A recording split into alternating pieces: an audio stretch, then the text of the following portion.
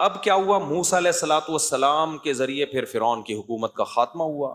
سورہ طٰہٰ میں آج اس پر پورا بیان تھا، وہ ہم کسی اور وقت انشاءاللہ کریں گے. آج سورہ مریم کو ہم تھوڑا سا جلدی سے کرتے ہیں. تو فرعون کی حکومت کا موسیٰ علیہ السلام کے ذریعے خاتمہ ہو گیا، اور پھر پورا وہ حکومت دوبارہ کس کی آ گئی؟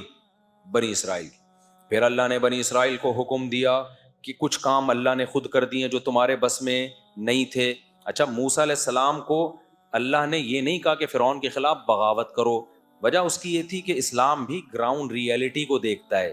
بہت پاورفل حکومت تھی جو اپنے اوپر ظلم سہ رہی تھی، وہ ظلم کے خلاف آواز نہیں اٹھ کرتی، وہ بندوقیں توپے لے کے فرعون کے محل پہ چڑھائی کیسے کرتی؟ تو گراؤنڈ ریئلٹی یہ تھی کہ بھائی ان سے لڑا نہیں جا سکتا، اس لیے صبر صبر صبر. استعینوا باللہ واصبروا، اے میری قوم اللہ سے مدد کرو، مدد طلب کرو اور صبر کرو. آج ہمارے یہاں کیا ہوتا ہے؟ تھوڑی سی طاقت آئی اور ایک دم خلافت کی باتیں شروع، الٹ دو سارا نظام، پلٹ دو. اس کا نتیجہ الٹنا پلٹنا کچھ بھی نہیں ہوتا، اور لاشوں کے انبار لگ جاتے ہیں اور فساد پھیل جاتا ہے سوسائٹی میں. جب یہ لڑائی ہوئی تھی نا یہودیت کی 67 یا 71 کی جو وار ہوئی تھی نا عربوں کی اور اسرائیل کی، پتہ ہے آپ کو؟ عرب اسرائیل جو جنگ ہوئی تھی، مولانا ابو الحسن علی ندوی رحمۃ اللہ علیہ نے کہہ دیا تھا اس میں فتح اسرائیل کو ہوگی، عربوں کو نہیں ہوگی. حالانکہ عرب اس وقت بہت پرہیزگار تھے اور بہت بڑی تعداد میں تھے، اور سب میں لڑنے کا بے پناہ جذبہ تھا.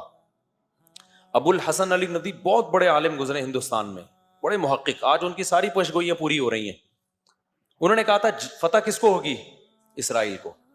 لوگ حیران ہوئے کہ حضرت آپ کیا بات کر رہے ہیں، ادھر عرب اتنے، مصر بھی لڑ رہا ہے، لبنان بھی لڑ رہا ہے، اور سعودی عرب بھی تعاون کر رہا ہے. تو انہوں نے کہا کہ جہاں حقیقت اور صورت کا مقابلہ ہوتا ہے نا، وہاں کامیابی حقیقت کو ملتی ہے، صورت کو نہیں. کہا کہ یہاں صورت تو ہے، نعرے، جذبے، سجدوں کے محراب، اللہ کی یاد میں رونا، شہادت کے جذبے، تیاری نہیں ہے.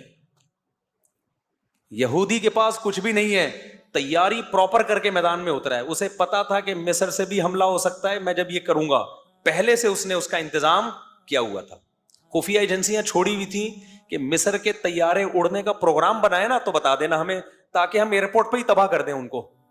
تو ہوا یہ کہ مصر کے طیارے ابھی تیاری کر رہے تھے نا، جہازوں پہ کپڑا پڑا مار رہے تھے صبح اٹھ کے، یار اسرائیل نے حملہ کیا، چلو ہم بھی تھوڑا سا شیمپو ویمپو سے نہائیں. ان کے پائلٹوں نے کہا کہ ہم بھی جا کے، ظاہر ہے وہ یہودی ہے، وہ پہلے سے اس کو پتا تھا کہ یہ چین سے تھوڑی بیٹھیں گے جب ہم حملہ کریں گے فلسطین پہ. تو اس کو پہلے سے تیاری تھی کہ کہاں کہاں سے حملہ ہو سکتا ہے. اتنی ایجنسی کے لوگ اس نے گھسیڑ دیے تھے پہلے سے، وہ 50 سال سے اس کی تیاری کر رہا تھا، اور پوری پراپر تیاری کے ساتھ اس کو. تو ہوا یہ کہ ابھی اس نے پورا اڈا ہی اڑا دیا کس کا؟ ایئر اٹیک کا. تو مولانا ابو الحسن ندوی چونکہ حالات دیکھ کر آئے ہوئے تھے نا سارے، انہوں نے کہا ادھر جذبہ بہت ہے، تیاری بالکل بھی بولو نہیں ہے، باتیں ہیں تیاری نہیں ہے. ادھر پوری پراپر تیاری ہے اسرائیل کی.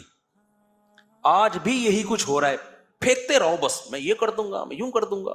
کچھ لوگ رو رہے ہیں آ کے، ابے تمہارے پاس پیکج کیا ہے؟ پھر مولویوں کو برا بھلا کہہ رہے ہوتے ہیں، ممبر پہ بیٹھ کے شادیوں کی باتیں کر رہے ہیں، جہاد کر نہیں رہے.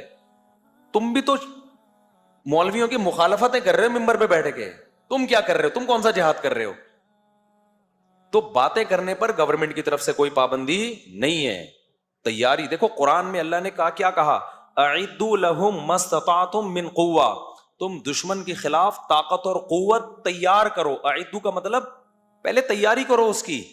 قرآن نے یہ نہیں کہا کہ دشمن کے خلاف راتوں کو اٹھ کے رونا شروع کر دو ابھی سے، اور شہادت کے لیے جیکٹیں یعنی چلو وہ بھی کسی حد تک تیاری میں آتی ہے جو جیکٹیں تیار ہوتی ہیں، لیکن شہادت کے لیے تقریریں شروع کر دو، جذبہ بڑھاؤ.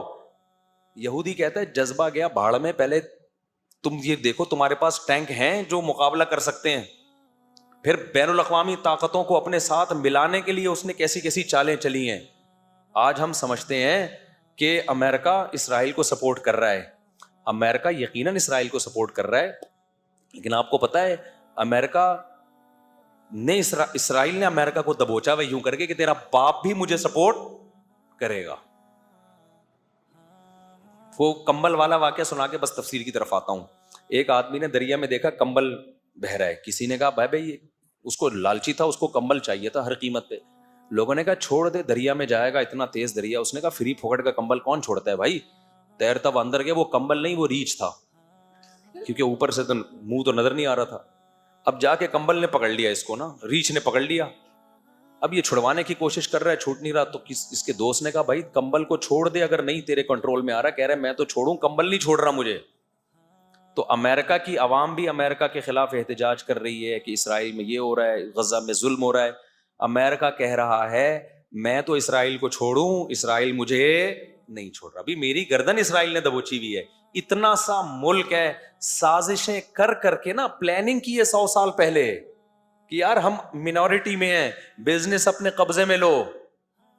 جتنی ملٹی نیشنل بڑی بڑی کمپنیاں ہیں ساری کس کی ہیں؟ زیادہ تر یہودیوں کی ہیں, زیادہ تر یہودیوں. ایسا جال بچھا ہے, اور ہمارے پاس کوئی پلاننگ سرے سے نہیں. ہماری پلاننگ پتہ ہے کیا ہے؟ ایک دھماکہ اپنے ہی ملک میں اور کر دو خلافت کے نام پہ, تاکہ تھوڑا سا جو دم رہ گیا ہے نا وہ بھی کیا ہو, ختم ہو, تاکہ ہماری حکومتیں بھی انہی دھماکوں سے ہی نمٹتی رہیں. پھر ایک دھماکہ وہاں, ایک دھماکہ وہاں, ایک دھماکہ وہاں, ایک دھماکہ وہاں, وہ دھماکے بس. وہ کوئی پلاننگ نہیں ہے کہ اس کا رزلٹ کیا نکلے گا آگے جا کے. تو ہمارا ابو الحسن ندوی نے کہا تھا کہ جنگ اس میں عربوں کو, حالانکہ اس وقت کے عرب میں اور آج میں زمین اور آسمان کا فرق ہے.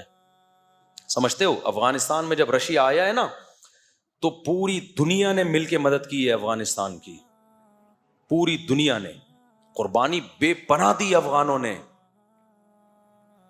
تو بہت زبردست ایک طریقے سے کام ہوا ہے. اس کے بعد جا کے روس کے پاؤں کھڑ کے ختم کیے. آج کیا ہو رہا ہے غزہ میں, کون مدد کر رہا ہے ان کی؟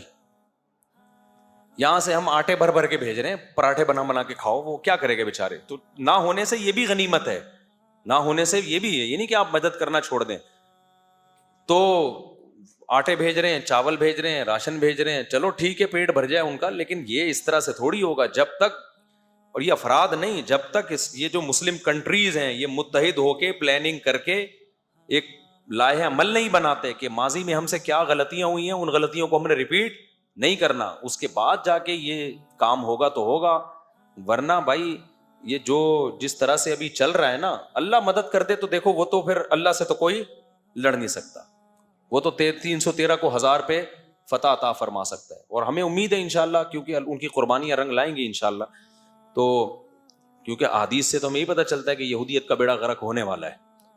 آخری دور میں جو ہے نا, یہ جو یہودیوں کو عزت ملی ہے نا, یہ اصل میں یہ وہ اس عزت کی مثال ایسے, قرآن تو جگہ جگہ کہتا ہے ان کے لیے مقدر میں ذلت ہے. اب سوال پیدا ہوتا ہے ذلت ہے تو انہوں نے تو امریکہ کو دبوچا ہوا ہے.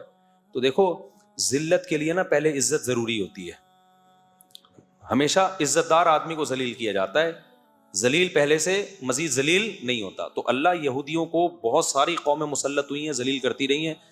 اس دفعہ اللہ کیا کر رہے ہیں کہ ایک دفعہ آخری تم عزت حاصل کر لو, اس کے بعد طبیعت سے تم کیا ہوگے, ذلیل. وہ ایک آدمی ایک محلے میں گیا نا, آ کے کہنے لگا شکر ہے میری عزت نہیں ہے اس محلے میں. لوگوں نے کہا کیوں؟ کہہ رہے میں یار ذلیل ہو جاتا اگر میری عزت ہوتی.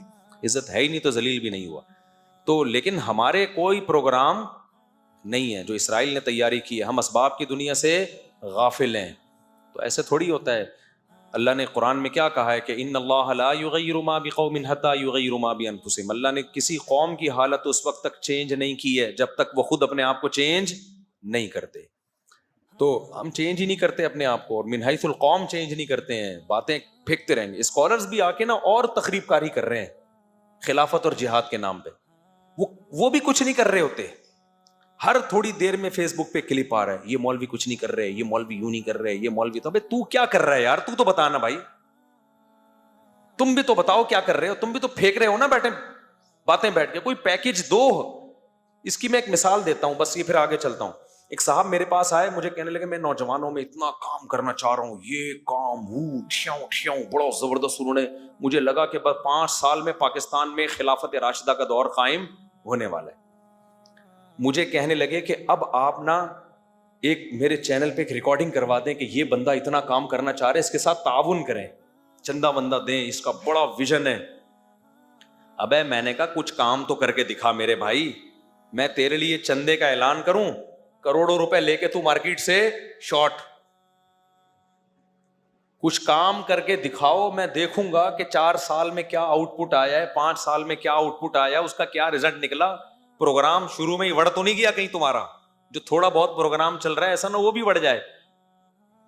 15 سال یا 10 سال پہلے وہ بندہ آیا تھا, 10 سال ہو گئے, کخ ایک کیل بھی نہیں ٹھوکی ہوگی کہیں جا کے نظام تبدیل کرنے کے لیے.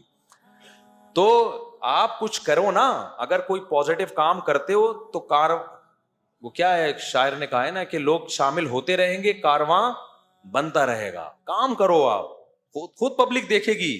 تبلیغی جماعت 2 آدمیوں نے شروع کی تھی اور آج پوری دنیا میں ہے یا نہیں ہے. کوئی پبلسٹی کی, کوئی پمفلٹ لگایا انہوں نے, لوگوں نے دیکھا یار کام ہو رہا ہے, شامل ہوتے چلے گئے. اب اتنے بڑے بڑے اجتماع ہو رہے ہیں کہ ان کے لیے کنٹرول کرنا ممکن نہیں ہے.